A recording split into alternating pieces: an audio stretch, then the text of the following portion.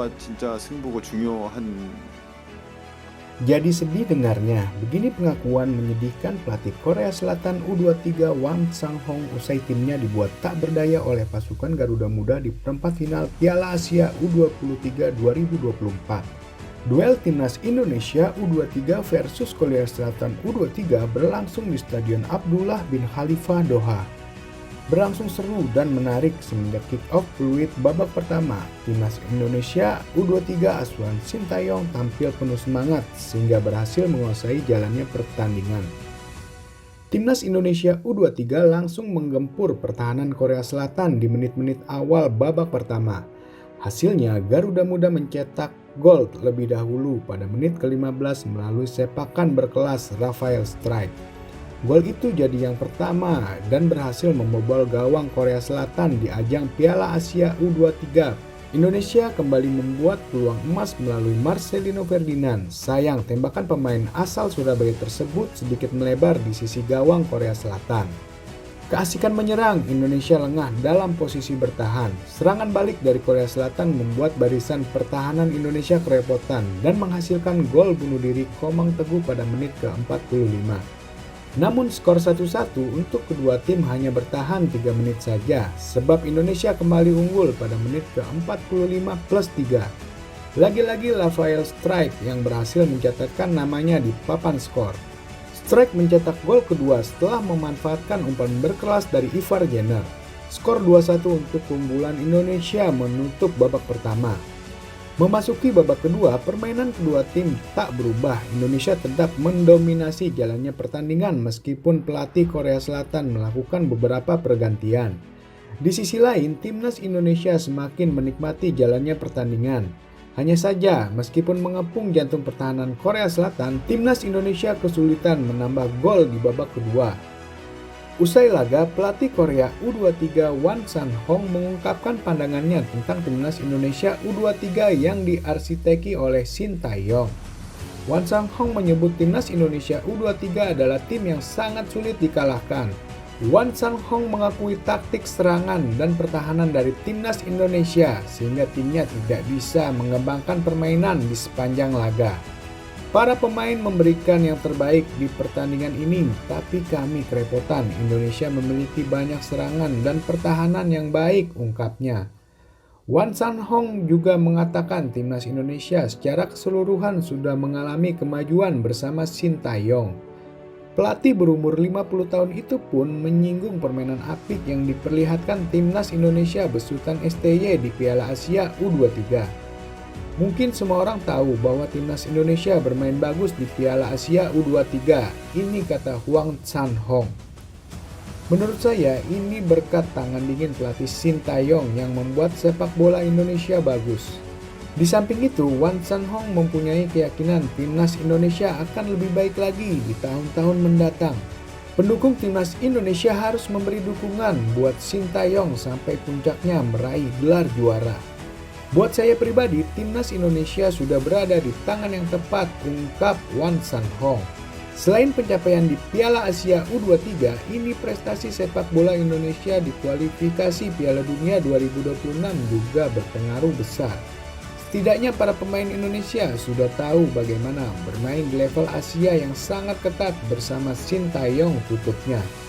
Sementara itu, hasil laga antara timnas Indonesia U23 versus Korea U23 tidak berpengaruh terhadap keputusan Ketua Umum PSSI Erick Thohir untuk memperpanjang kontrak pelatih timnas Indonesia Sintayong. Pada Jumat 25 April 2024, Erick Thohir memposting foto dirinya berjabat tangan dengan pelatih Sintayong di sebuah restoran Korea setelah menikmati makanan khas Korea dan diskusi tentang program timnas Indonesia hingga 2027.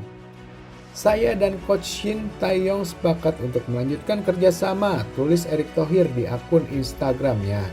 Meskipun Piala Asia U23 belum usai, Erick Thohir tampaknya sudah memastikan perpanjangan kontrak melalui pertemuan dengan pelatih Sintayong tersebut. Keputusan itu membuat bahagia para pencinta sepak bola Indonesia. Sebab sosok Sintayong dianggap berhasil mendongkrak semangat pemain baik tim senior maupun U23. Legenda Persib Bandung, Jajang Nurjaman memberikan komentar terkait perpanjangan kontrak Sintayong yang akan tetap bersama Timnas Indonesia hingga 2027. Dirinya sempat menyebut faktor kemenangan Timnas U23 di Piala Asia bukanlah sesuatu yang terjadi secara kebetulan. Mantan pelatih Persib Bandung yang akrab disapa Janur itu mengatakan bahwa apa yang dicapai Timnas U23 pada Piala Asia murni karena permainan Garuda Muda yang sangat bagus. Kalau saya sih sangat setuju ya dengan apa yang diambil Ketua Umum Pak Erik dalam hal ini. Dan saya juga nggak sependapat dengan orang-orang yang nyinyir kepada STY. Kata Janur kepada awak media. Sebagai praktisi dan sebagai pelatih sepak bola, saya melihat apa yang diraih Timnas U23 bukan kebetulan. Tapi emang mainnya udah bagus, nggak kalah dari tim-tim lain, gitu tambahnya. Janur juga mengungkapkan bahwa perpanjangan kontrak yang diterima STY merupakan sesuatu yang sangat wajar dengan segudang prestasi dan pencapaian yang diraih bersama Timnas Indonesia.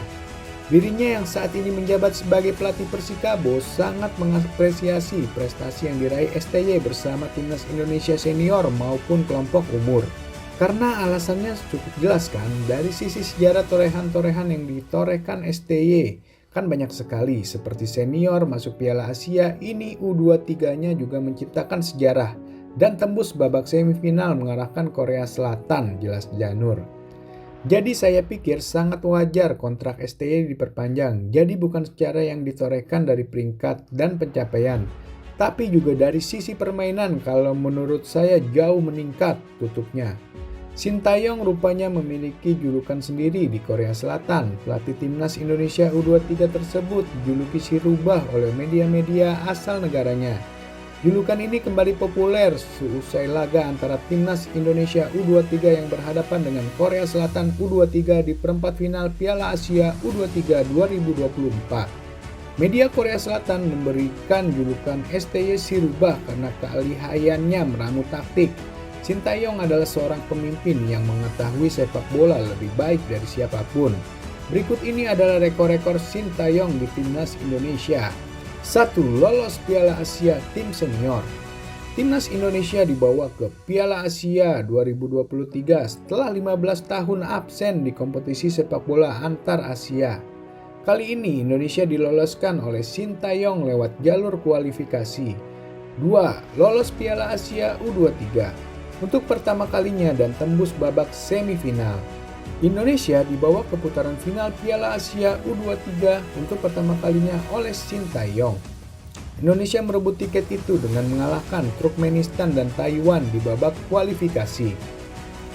3. Lolos fase gugur Piala Asia 2023. Indonesia di bawah Sintayong lolos ke babak gugur Piala Asia untuk kali pertamanya di Piala Asia 2023.